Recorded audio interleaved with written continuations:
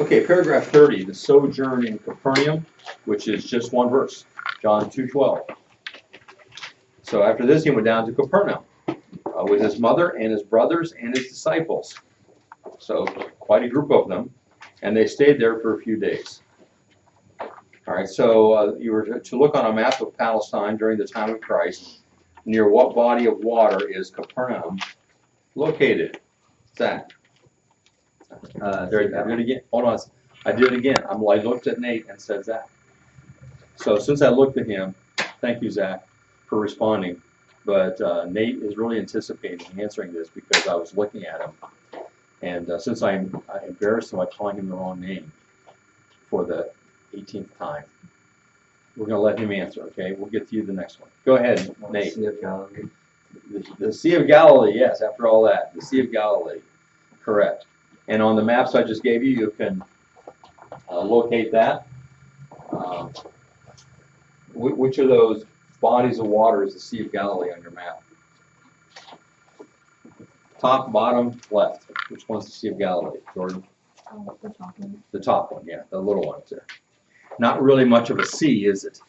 That's why it was also called a lake, which is more accurate. All right, everyone should have been able to find that. Now we move to paragraph 31. The possession or cleansing of the temple. We find that in John 2:13 to 22. So, number 20, question number 20.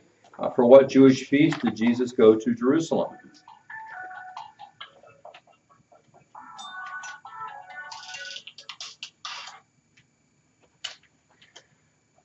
Let's go to Zach. Passover. Passover, yes. Any question?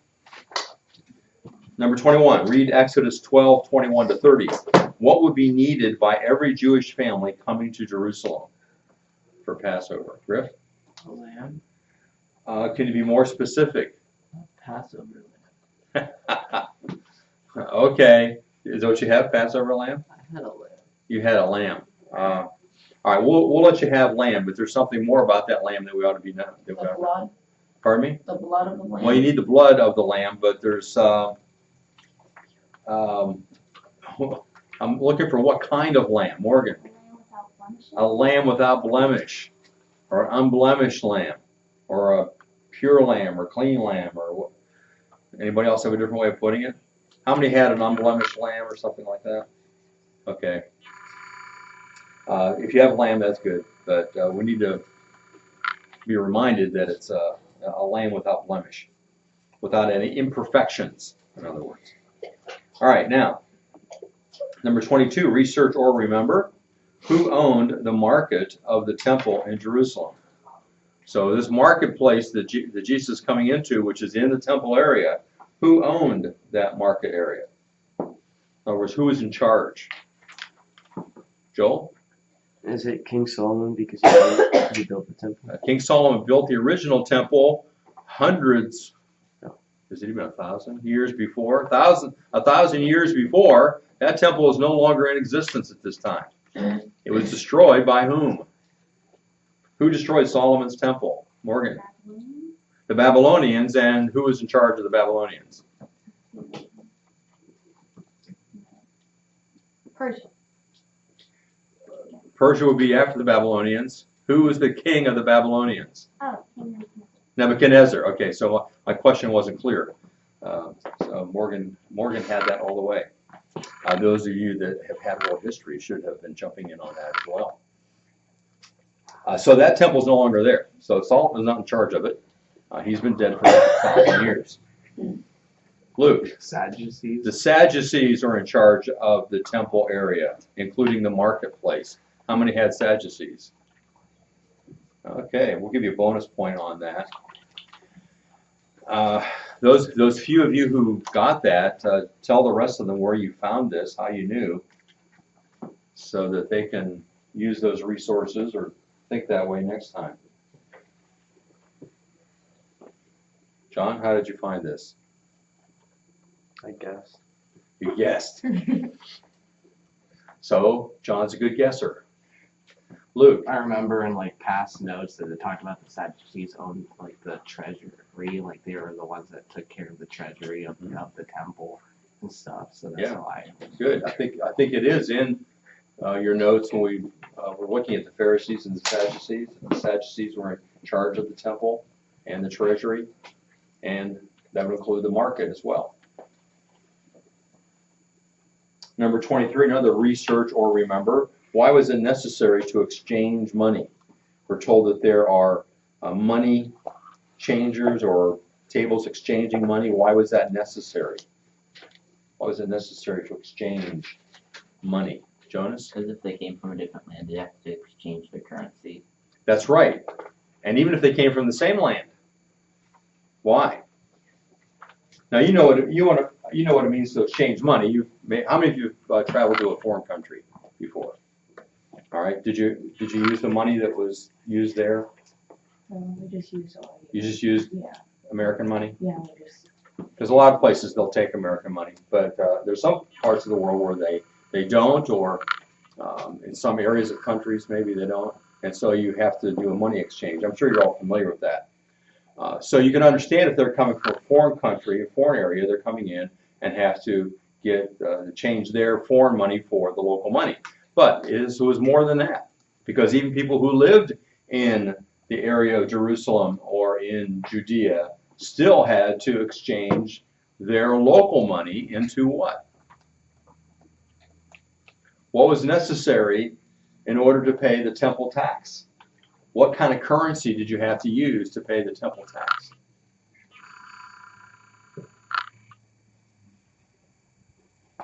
You'd have to use the temple shekel. In other words, you had to have temple money that was made by the Sadducees in charge of the temple. You had to use their money to pay their tax.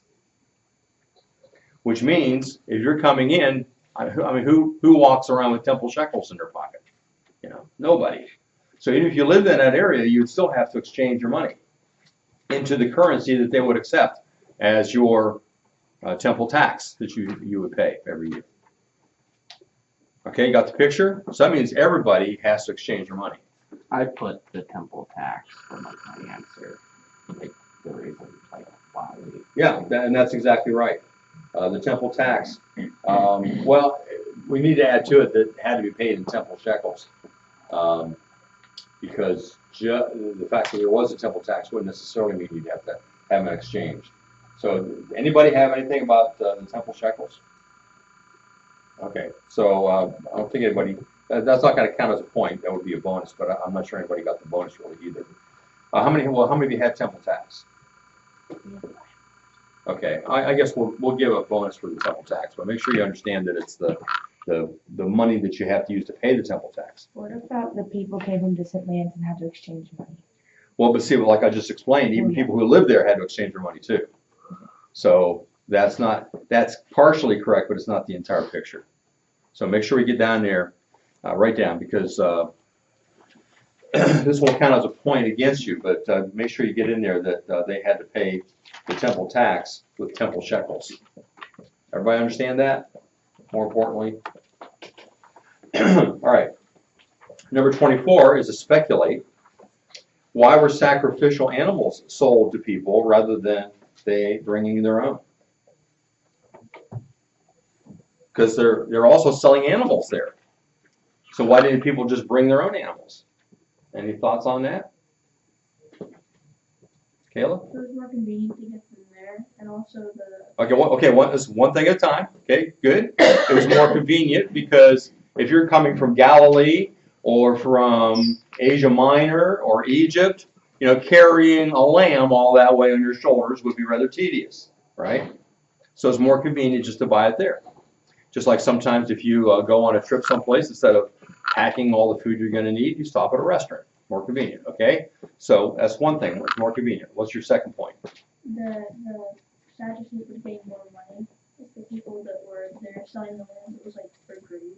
All right, so the reason the market is there ostensibly is for people for it to be more convenient for people, but the real reason behind it is the Sadducees are making money out of it. So they've got a market there that they're using, and of course they have a monopoly on the market. Why do they have a monopoly, do you suppose? In other words, why couldn't you buy a lamb from down the street? Maybe cheaper. Why do you think that might not work? Joel, what do you think? Because they had to be unblemished. All right, well, but maybe George's House of Lambs down here, maybe he has some unblemished lambs. Maybe he has some really good. He has good reputation for his lambs. So maybe you could just buy one there. You've got to think just how devious the Sadducees were in trying to make money. Because remember, they don't believe in an afterlife. They're trying to get all the money they can, and they're using the religion in order to get it. So what influence did they have that would necessitate people buying lambs from them instead of down the street? Emma? Okay, that's a good idea. It's not quite. You're close. Not quite there. Who determined if a guy comes in with a lamb? Who or what determines whether that lamb is acceptable as a Passover sacrifice? Is it just on his say so? The priests would determine that, and the priests are Sadducees. So, are you starting to get a picture here? So let's say Griff comes walking in with a lamb, and he bought it down at George's House of Lambs, and George swears this is a lamb without blemish. And he looked it all over, he can't find anything wrong with it. And so he walks into the temple, and let's see, who would be a good priest here? Let's say, who? John? Okay, John is the priest. and he looks over Griff's lamb and says, "Oh, I'm sorry, this lamb is unacceptable. You're going to have to buy one of ours." Can you see how that could happen? So now Griff not only has a lamb that he's already paid for and he can't use, now he's got to buy another one. How many times do you do that before you just decide, I'm just going to buy a lamb at the temple? Right? So they had this kind of a scam going where they're selling lambs because they're rejecting anything else. All right, now, was that your second point? Did you have a third one? No. Okay, did somebody else have an idea? Let's see, what was the original question here? Why were sacrificial lambs sold to people rather than bringing their own? Those are two really good reasons. One, the difficulty of transporting, more convenient to buy it there. But secondly, the Sadducees made sure they had a monopoly because they rejected any lambs that weren't theirs. Mm-hmm. I put to ensure the animals were without blemish. Well, yeah, that's sort of true.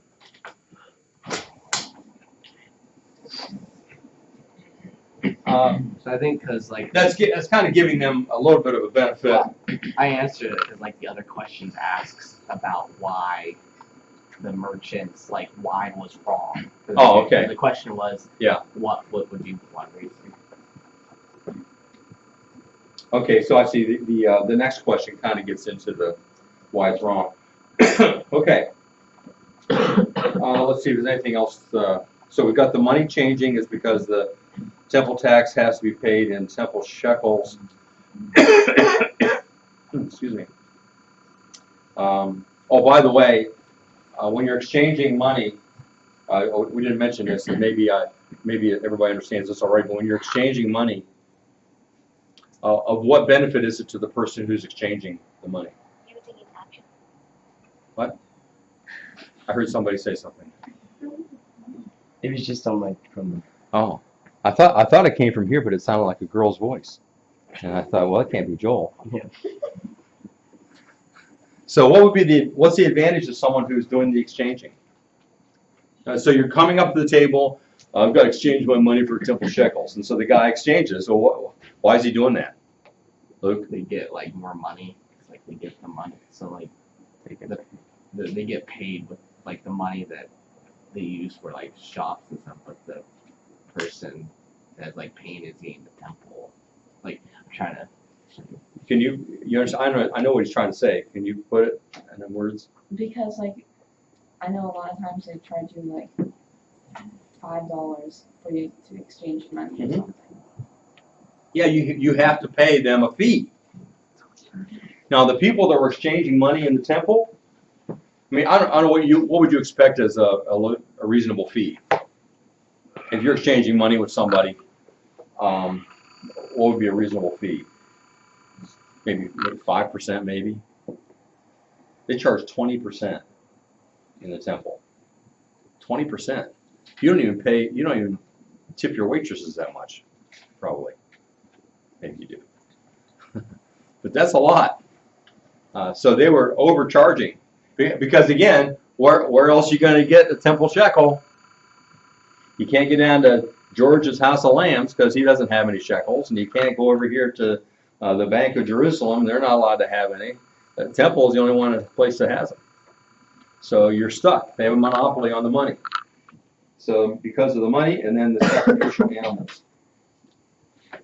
All right. Any questions about the situation here? So, and we're building here to what's going to happen.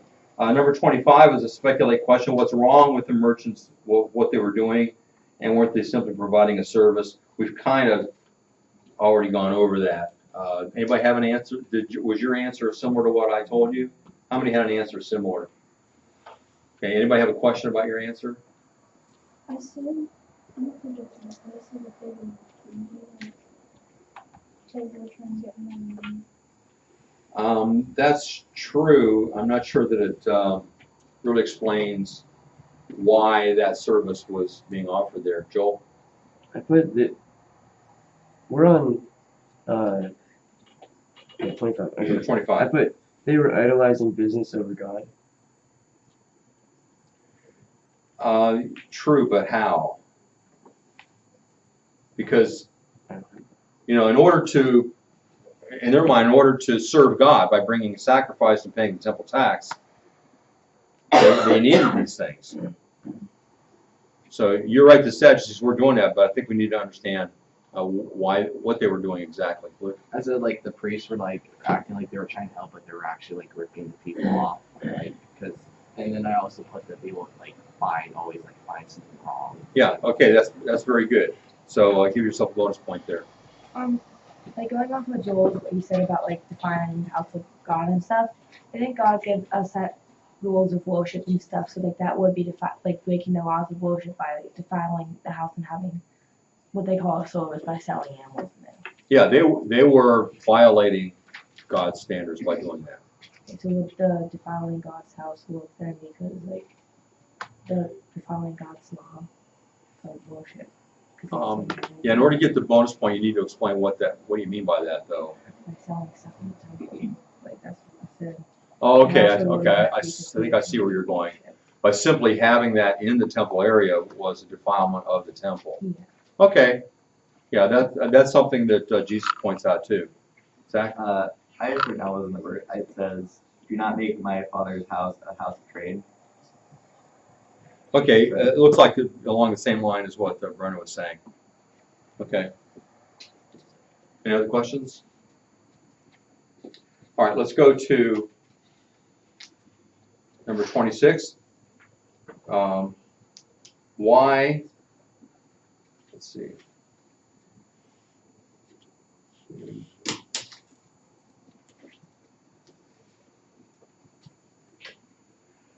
Oh, I didn't ask you any questions about what Jesus did. Okay, well, let's talk about that for a moment. So how did Jesus respond to this that he saw in the temple? As he comes in and he sees all this activity going on, how does Jesus respond?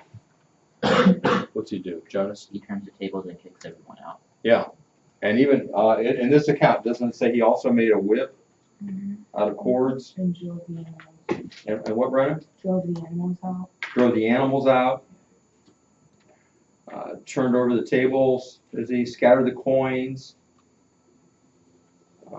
And then he says, "Get these out of here. How dare you turn my father's house into a market?" So that goes back to what a couple of you were saying. Jesus points out that God's house, the temple, was not supposed to be a market. And then the disciples, it says, remembered that it's written, and this is a quotation from the Old Testament in the Psalms, zeal for your house will consume me. So in other words, they saw that Jesus was so focused on the temple being the place of God and being a revered place, a sacred place, that it just bothered him tremendously to see it being misused. Because that's what was happening, right? It's being misused. Used for something that it was not intended. And so he becomes very angry here and drives all these people out. Okay, so then the next question is what the Jews demanded of him. They say, what miraculous sign can you show us to prove your authority to do this? All right, to prove his authority to do what? What are they asking for authority? Like to show God's wrath on them for doing this stuff, and just so that it wasn't just some crazy dude that came into the temple. Yeah, because who's really in charge here? The Sadducees. And now some guy comes in that they don't even know and start turning it over to acting like a crazy person, right? And they say, who gave you the right to do that? Right? Can you hear somebody saying that? Who gave you the right to do that? Maybe you've done something at home, and maybe your parents said, who made you boss? Right? Any of your parents ever said that to you? No? You guys must be model citizens, if you've never had that experience. So they want to, who put you in charge, right? And so then they demand a miracle of him. What miraculous sign can you give? So, in other words, you came in here and did this, exercising some authority, so what miracle can you perform to show that you have that authority? They weren't willing to just toss out the idea that maybe God told him to do this, whatever, but they want to know what miracle can you perform to show that you have authority from God, is what they're asking, right? Because only God has more authority than the Sadducees. And so they're asking him for a sign for that authority. So, so why did the Jewish leaders demand a miracle? Because there had to be God had to sanction this in order for a guy to do this. And if you can't perform a miracle, then you didn't have the authority to do this. You follow? How many had an answer something like that? That it meant that God had to have been telling him to do this, and there needed to be a miracle. Okay. Good. And to what was Jesus referring in his answer? How does he answer them? Let's look back at the text here. How does he answer them? What's the miracle that he tells them they can look for? He says, destroy this temple and I will raise it again in 3 days. That's the miracle. Destroy this temple and I'll raise it in 3 days. All right. Now, what did they assume he meant? Actually destroyed the temple. Yeah, they thought he actually meant the physical temple that's there, that was built by Herod the Great, primarily. They thought he was talking about that. But what was he really talking about, Jordan? Himself. Now, I want you to consider this first before we go on. How could Jesus say, destroy this temple, and refer to himself? How could he be referring to himself?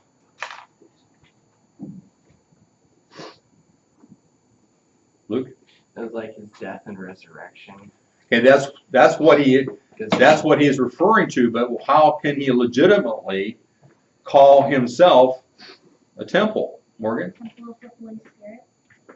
All bodies that are in the body of Christ. Okay, and that certainly will be true later after the Pentecost, that we all of us who trust in Christ have the Holy Spirit, are the temple of God. And that's certainly true of him. He does have the Holy Spirit. Well, what else is true of him?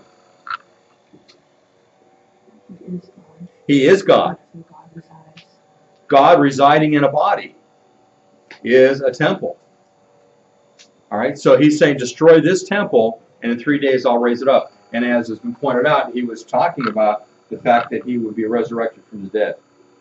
So number 27, the thinking question, what one word can describe the sign which Jesus gave the Jewish leaders to demonstrate his authority? You should have said resurrection. How many said resurrection? All right, we'll count that as a bonus point. That was a thinking question. All right, number 28, another speculate. Should the sign given by Jesus have satisfied his inquirers? In other words, when it actually happened. Maybe I wasn't clear about the question here. I didn't mean satisfy them then. I'm talking about eventually when it did happen. How many of you understood me to be asking about when it actually happened? Okay, okay, that wasn't clear. How many of you thought I was talking about then? All right, so what did you say about did it satisfy them then, Brenna? It shouldn't have because they did not understand what was going to happen. Yeah, so it didn't satisfy them because they didn't understand. That's true. All right, so we'll give you credit for that, that they didn't understand. Now, let's look at it the way I intended it, and that is when it actually happened. In other words, when Jesus was resurrected from the dead, did that satisfy them? Did they say, oh, okay, now we see he had authority? Is that what happened? No, what happened? When they saw him actually resurrected from the dead, or saw that he was resurrected, he didn't appear to them. But when they saw that he was resurrected from the dead, what was their response?